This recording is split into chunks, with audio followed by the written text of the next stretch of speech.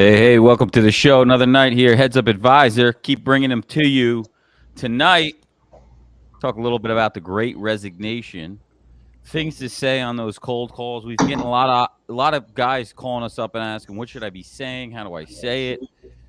Look, it's definitely not always what you say; it's how you say it. But are there different things that you could say maybe to spark interest? Because the whole goal is we're just trying to get appointments set, right? The Yeah. goal is not to sell them on a product.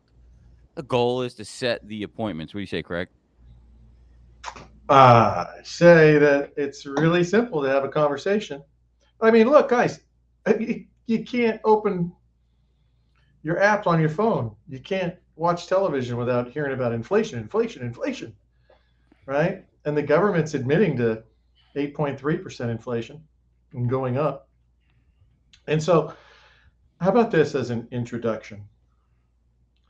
So, I don't suppose you've shopped for groceries, put gas in your car, had to pay rent, or tried to refinance your mortgage, but the cost have skyrocketed. The government is publishing 8.3% inflation. Did your employees get an 8% pay raise this year? Hello, there's your conversation. Because and then the next point you can make is, what kind of cost shift have you had to share with your employees in terms of healthcare contributions each year, last 3 years? What about this year? So another point, hey, if inflation's at 8.3% historically, I don't know, for the last 3 decades, healthcare inflation means it's normally going to be 2 to 3 times at least what the published inflation is. Ergo, if it's 8% that the government's admitting to, now you know as well as I do, gasoline's 43% average across the United States. For the first time in history, gasoline prices in my state in California are almost $7 a gallon. So LA, I saw today, it's what's going to happen? 805 in LA. $8.05 a That's gallon. probably Beverly Hills. Yeah. Oh yeah, of course, of course.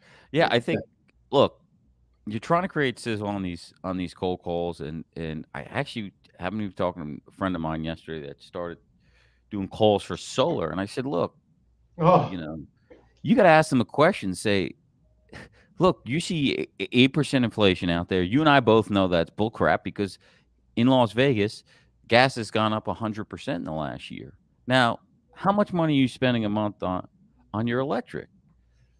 500 a month. All right, you're spending $6,000 a year. Our product has shown to save 50%. It's $3,000 more a year that can help you with the cost of gasoline, those other things that are affecting you right now. I mean, things like that. Bob, let me ask you a question. You see the inflation that's going on.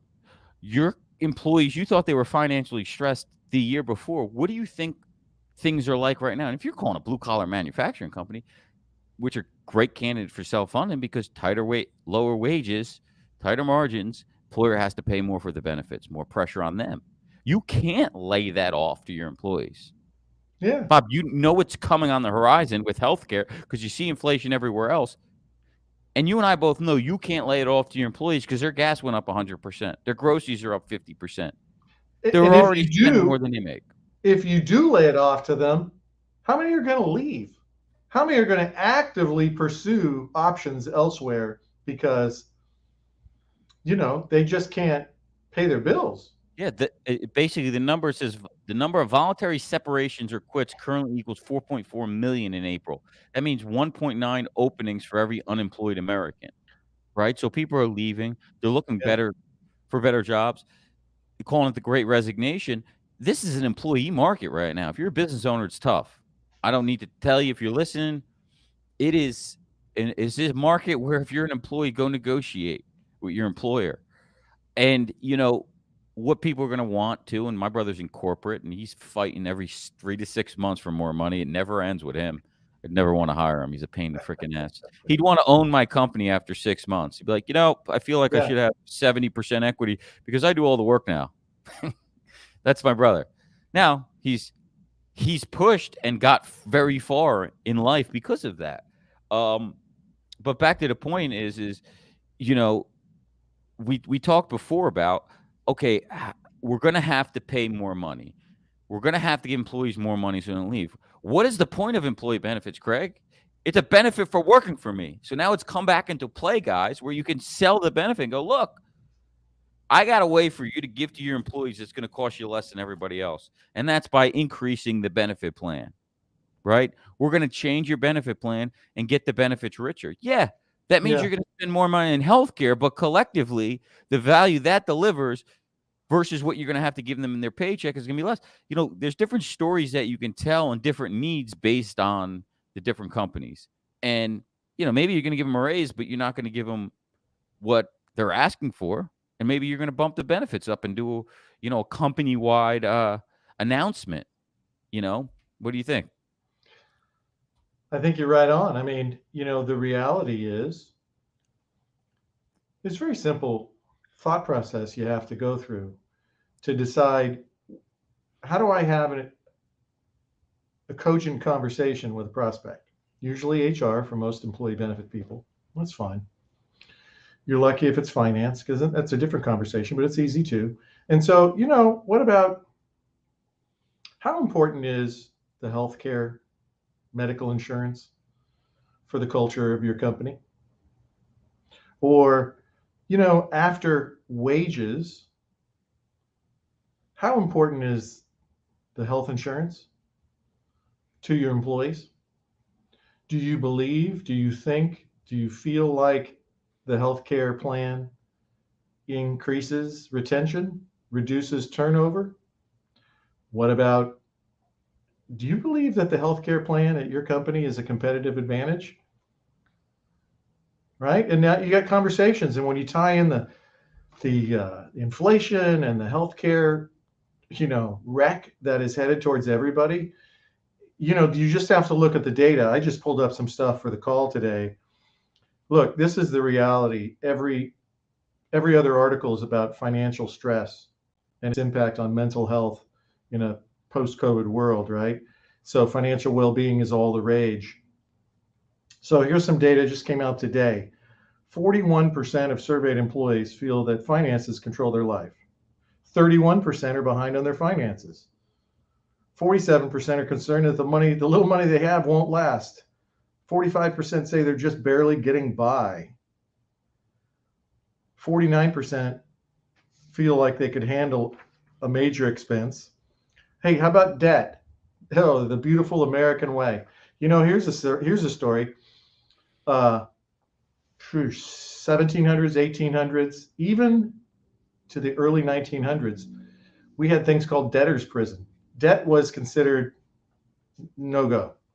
You couldn't have debt. And companies couldn't offer financing.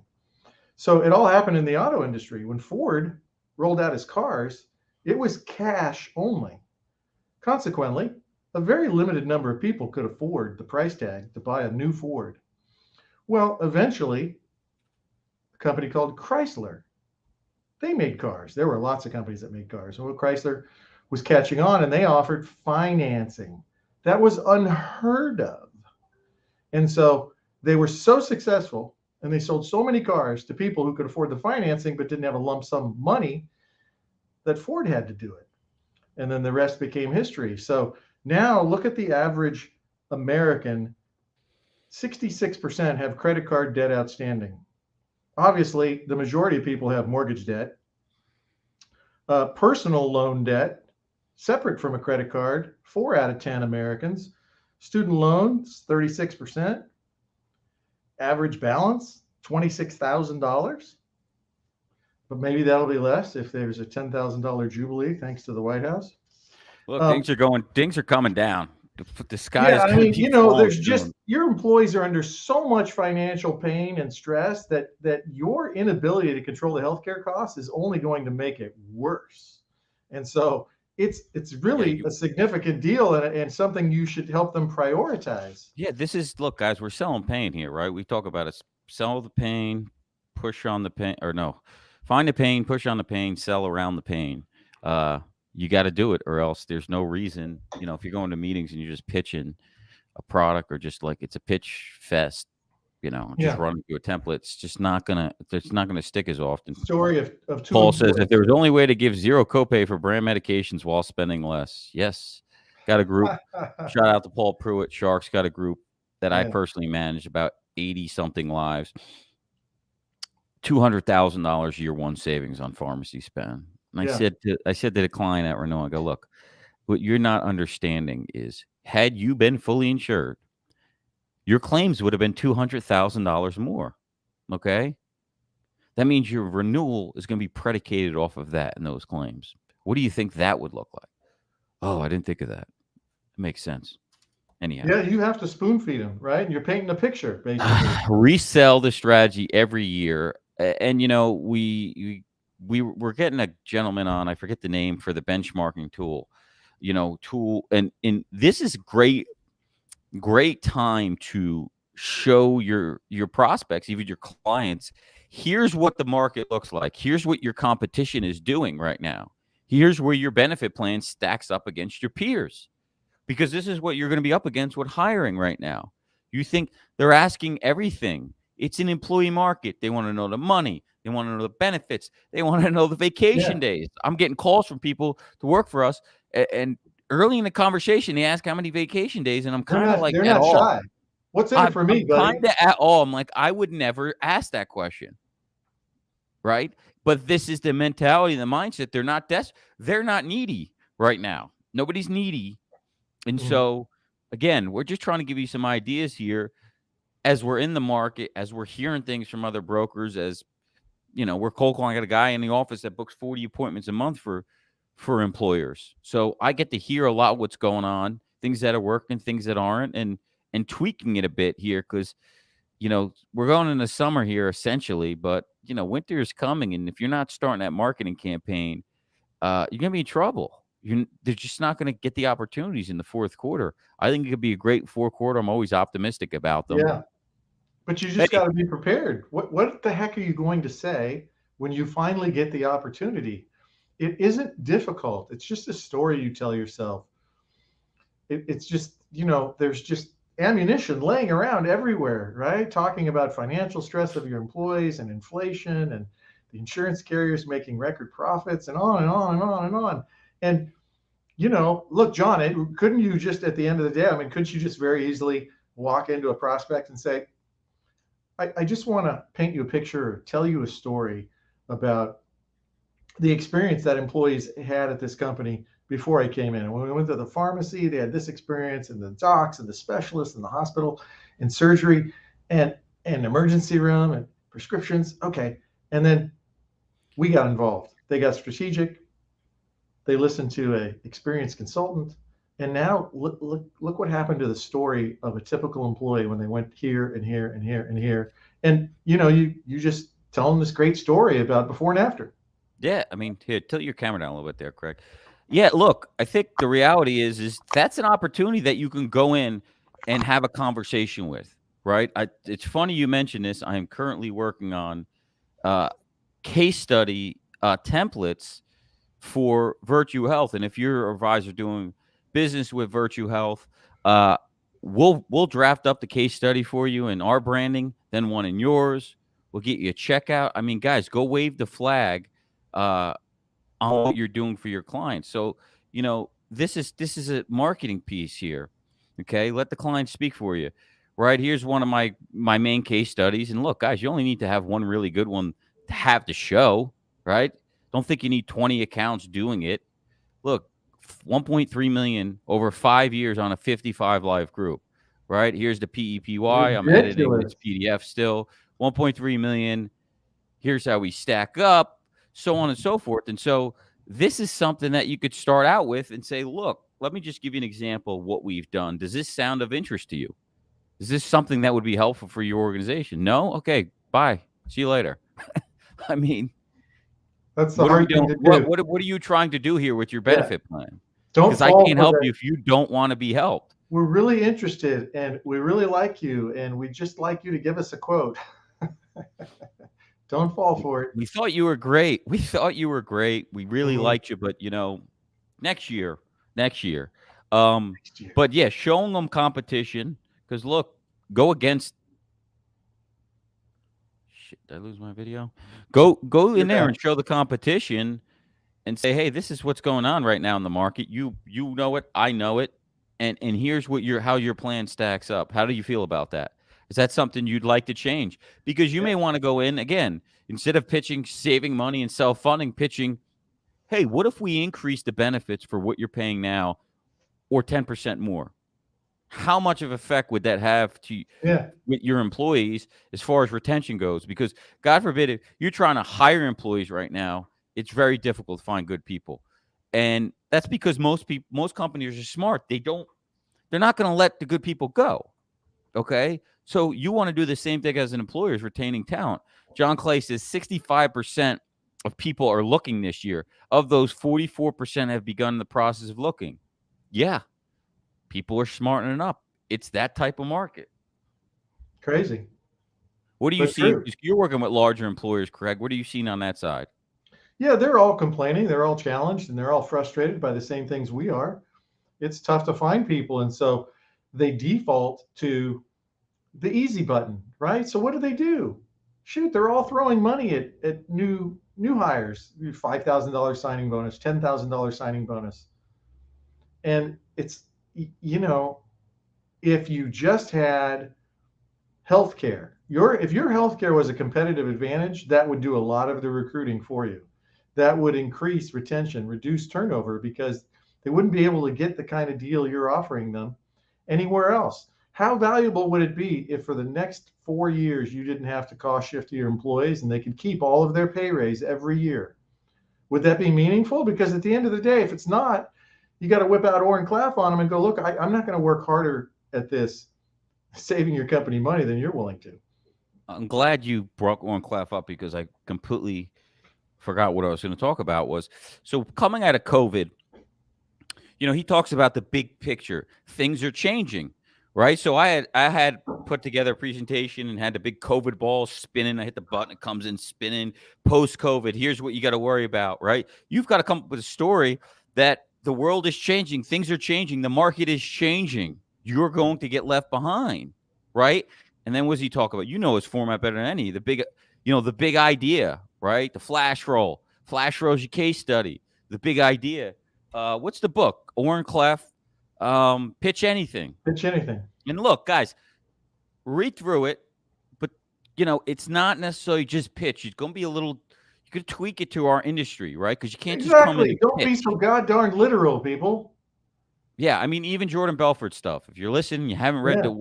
the Way of the Wolf, you're an idiot. You're missing out. It's absolute fire, the information in that book, and it works. Right. Tweak it to your industry. Yes, some might sound boilerish. Some may sound not appropriate for us, but you don't use it that way. You're still using the NLP. You're using the certainty, all the different things he talks about in that call. Tonality. I was telling somebody yesterday, look, you got to work on tonality on pitching these meetings, right? Yeah. Whispering, We're very powerful, little different things pausing. like that. Lots of pausing, right? The pausing to slow down, right? I can't remember what it was called, but President Obama was really good at it. So when you're doing a speech, it's like no more than 4 words, maybe 5, but preferably 4 words at a time. And then you pause. And it just brings the person in. It really makes them listen. It's just the way our brains are wired. People want to lean in. And so you have to do things like that. You have to study things like that to figure out it ain't the features and benefits, pals. That's not what sells anything. It's your ability to reach into their heart and figure out, where their real challenges are and get them to be vulnerable and actually share that with you. Pick Then up you've a got book on something to talk about. psychology. I had a friend here in Vegas that I had met with, and she was talking about the psychology, degree in psychology, and they analyze everything you say when you're sitting with them. It's so interesting. Then they say stuff back. You're like, holy shit, because they understand human psychology. Do you know how That's all beneficial and selling is, right? how much of an edge that would be if you're in a meeting to pick up on the things that they say, what they're really saying?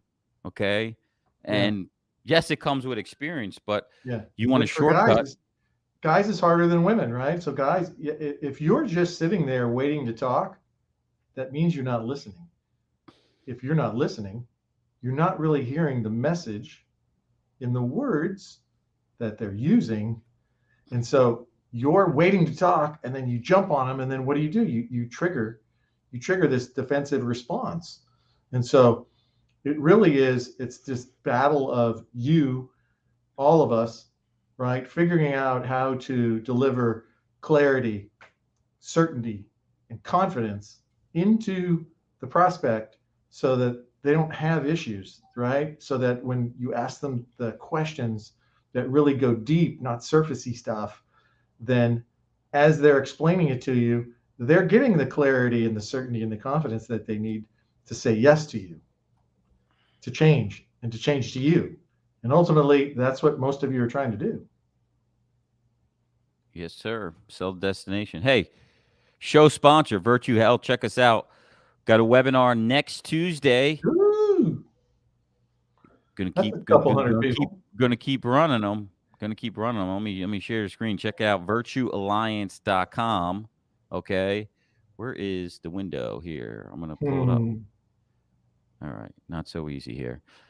Why traditional stop loss fails small to mid-sized businesses and gets brokers fired. We see it time and time again, guys. Unfortunately, I hate to see people get fired, but if you're taking people into a self-funded health plan, do try to understand what you're doing and have the right plan in place, have the right protection, or it's only going to bite you in the ass at the end of the day. And that's not the goal. You're selling a long-term strategy, right? You need a long-term solution, because if you can't keep your promises with that prospect year one, or that client you're taking self-funded, well, you lose what? Confidence and certainty in them, right? And so again, you're going to have to attend that webinar next Tuesday, 2 p.m. Eastern, 11 a.m. Pacific time. Go ahead and register at virtuealliance.com. Go to the event section. You'll see the webinar. I still don't understand how these brokers can tell you, John, that, well, the client thinks self-funding is too risky and fully insured is the safe play. It's like, okay, see, this is where I think one of the core problems for brokers is they're afraid, literally afraid, to challenge their customer. And they're afraid to, even more so, to challenge a prospect. Because to me, the way my brain works, which obviously, okay, admittedly is probably different and strange, but nonetheless, if you're fully insured and this client is telling you this prospect is telling you this, and you just walk them through with some really honest questions, so the insurance company, I don't know, let's see, off the top of my head here, they got a lot of hidden profit margins. I mean, they have a profit margin in general, but hidden profit margins in, I don't know, stop loss, spread pricing on pharmacy, and even claims. What about the commissions? I don't think they call them commissions. Compensation for claim errors, their own claim errors. What about the 80 to 85% auto adjudication? What about the auto escalation clauses inside the charge master contracts? What about the, at best, opaque transparency on any kind of pricing data whatsoever? What about medical loss ratios and their total, while trying to comply with the Affordable Care Act, it's a total conflict of interest with the employer, the way the MLRs are structured. They're inherently not in the employer's best interest. I mean, if you just walk through all of these components, and oh, by the way, you don't know the price of anything until after your people have utilized it. I mean, that is a guaranteed failure, as witnessed by the last 30 years, that healthcare goes up and up and up and is now basically 20% of our gross domestic product in the United States, which is preposterous. Yeah, it's wild times out there for the employers, and look, you're trying to create some pain. You're trying to get them to start thinking differently about certain things. Yeah. And you've got to remind them, right? It's like a person that has trauma in the past. If you remind them of the trauma, maybe they take action because they don't want that to happen again. I'm not saying you're selling trauma to the employers, but in a way, you want to remind them, do you see what's going on? Do you see the price of gas? See the price of this, right? And people, because people forget it. They think of themselves. They think of, what's going on in their life, and they don't care. So, um, you know, are you guys gonna wait to see what happens in the market, or you're gonna try to get ahead of it and make changes? Because change is inevitable. It's whether you're gonna do it now or you're gonna do it Yeah. later. Are you Those gonna two be in business in approaches. 5 years? You Yeah. know, and so we're able to give you a second opinion here. I was talking to one of my clients today.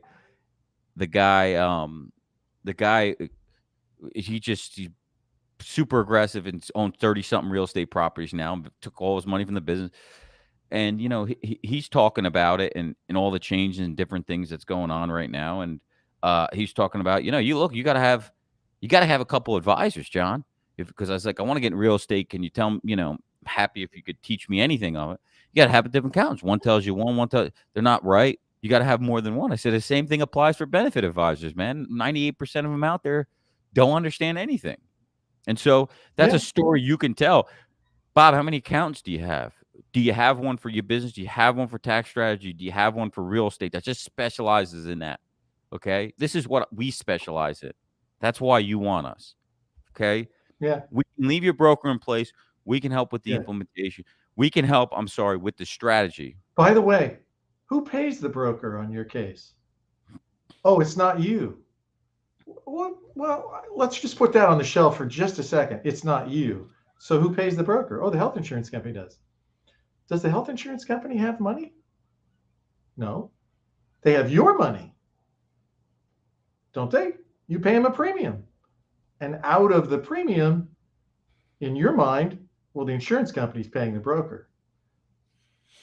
Okay. But really, you are. But you have a different set of expectations if you didn't have the insurance carrier involved and you were paying the broker directly. So this whole obfuscation of the insurance carrier pays the broker has twisted the employer marketplace into somehow thinking that they're like two steps removed. And so they can have, look, for 25 years, it's like, if you're in a market with Anthem and Humana and United in your state, it's like, well, I mean, these are the options. I mean, you have Anthem and here's the United and Humana quote. And every year you do the same dance. 10 years go by and, they're paying twice as much as they were 10 years ago. And they accept that. So, you just have to kind of help people understand that it's probably nothing like the way they think it is. Yeah, it's wild out there to say the least. I got But that's nothing else today. opportunity. I think we covered what we needed to cover today. I gave you some ideas. Yeah. Just here to Gonna go bring you watch the ideas. basketball game. Keep listening, keep learning. We got 20-something people on the live here on LinkedIn, YouTube, Facebook. If you're listening on the podcast, check us out live every Thursday, 8 p.m. Eastern, 5 p.m. Pacific. Join in the conversation. We got some comments today. People feeling they want to comment today. It's surprising. Again, Tuesday, 2 p.m. Eastern, 11 a.m. Pacific time, virtualalliance.com. Go ahead and register and teach you a little bit about self-funding, what pitfalls to avoid with your clients, with prospects, how to do it the right way. We're going to break it down for you. So, as always, thanks for joining us. Keep listening, keep learning. We'll see you next week. Same place, same time. We'll be here. Be good.